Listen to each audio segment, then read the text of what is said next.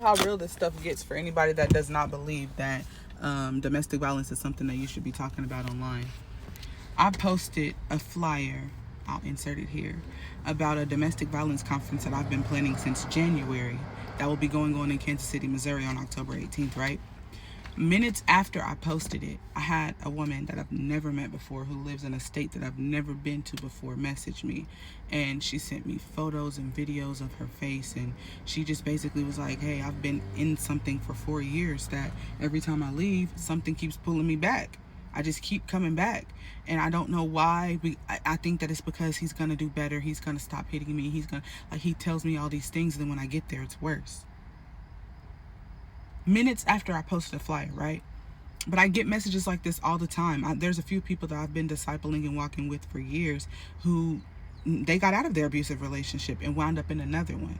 Like, this is something that torments women every single day. And I know that there are men who are being abused too, but I'm speaking about women right now. There are women who literally have never been in a relationship where they were not being abused. I'm one of those women. But because of not wanting to be lonely and not knowing who Jesus is for real, they jump in more relationships before they heal. It's been 4 years since I've been in a relationship, but there was a point in time where I stayed in a relationship instead of healing. There is a danger to leaving. So 1/3 of all women are in a domestic violence situation, right? And only 75% of those women, no, not only, 75% of those women wind up being unalived on their way out or after they leave, shortly after they leave. With that being said, 1/3 of women in the population are being abused, and 25% of that 1/3 make it out alive. So next time that you think that someone is just looking for clickbait or looking for followers or looking for people to feel bad for them when they post about domestic violence, realize that if there's 3 women in the room, at least one of them is being abused. At least. If there's 6 women in the room, at least 2 of them are being abused. Well, 9 women. At least 2 of them are being abused.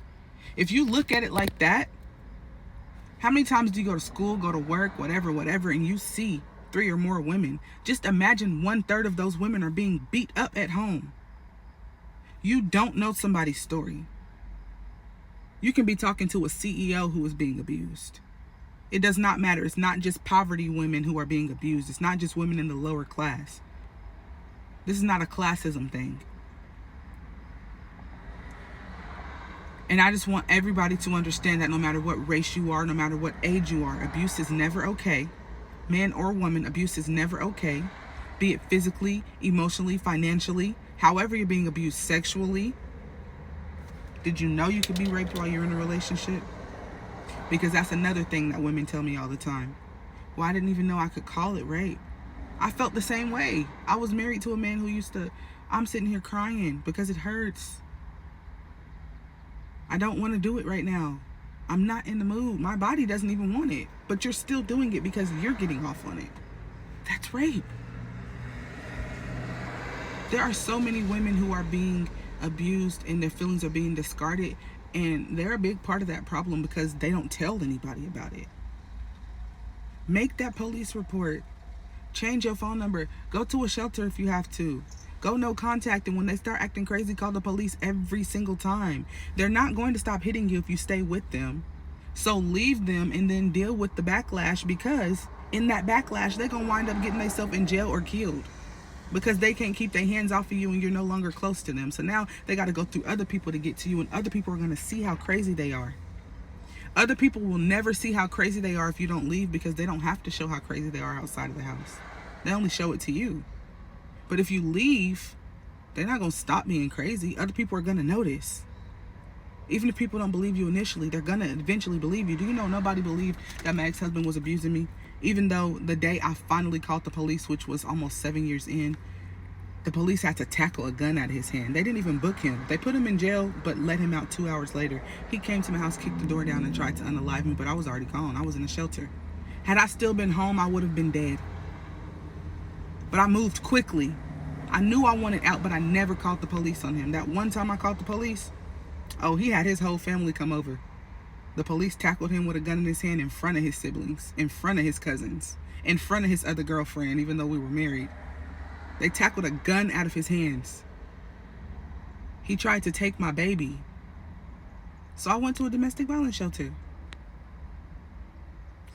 The boyfriend that I got after my ex-husband never called the police on this man. One time in our 3-year relationship, I called the police, and that was only because I had broken up with him and I was in the hospital about to have our son, and he kept calling me, threatening me. I didn't call the police. I just told the hospital what was happening. They made a police report. But outside of that, even after I had my son, we had another kid. I called the police one time on this man, and that one time I called the police, I went to a shelter immediately. He sent people to my house that same day, but I was not there. I moved out the same day. You hear me? Broke my lease, left everything in the house. I didn't care about none of that. Because when you are being abused and you finally get a way out, you have to run. You have to run. You can't be like, well, what about my clothes? What about my shoes? What about my TV? What about your life? What about if he come back and now you don't call the police after all these years of not calling the police and he actually takes you out this time? What about your life? What about your kid's life? Whatever you lose, you will get back 10 times if you have faith that God is going to pull you out. But the thing is, we lack faith. My sisters, my brothers, we lack faith. We say we got faith in God, but then when it comes to actually exercising our faith, we ain't got none. Because you got faith in your things. You got faith in that financial security you got, or that car you got, or that house you got. You got faith in that. You don't got faith in God, because if you did, you would take a bus if you had to get away from him. If you had faith. I didn't know what was going to happen to me and my kids. I just knew we wasn't about to die in that house. Packed them up and left. Same day. Same day. Police came and got him. I left. Same day. Never went back. 4 years later, still haven't went back. He in prison somewhere. Not even for what he did to me, because of course domestic violence never gets taken seriously unless he kills you. So he ain't even in jail for what he did to me. But he's in jail for something else. Whatever he is supposed to walk through, God gonna make him walk through that, and he gonna feel that. You focus on saving you, saving them kids, saving your heart, saving your life. Find out who Jesus is for real and trust him. That's what you do. My conference is called She Survived. I'm going to have a panel of men and women. Some were abused, some witnessed it as a child, and some were the abusers. But we've all risen above all of the victim mindsets that we were in. And this is going to be a very impactful event. October 18th, mark your calendars. Kansas City, Missouri. The date is October 18th. The time will be 6 o'clock, but the venue will be determined very soon. God bless y'all. Love y'all. And I'm letting you know right now, my inbox is always open. I have advice for you. I have love for you. I will pray for you. I will send you a voice note, whatever you need. But leave today, because you might not wake up tomorrow. God bless you.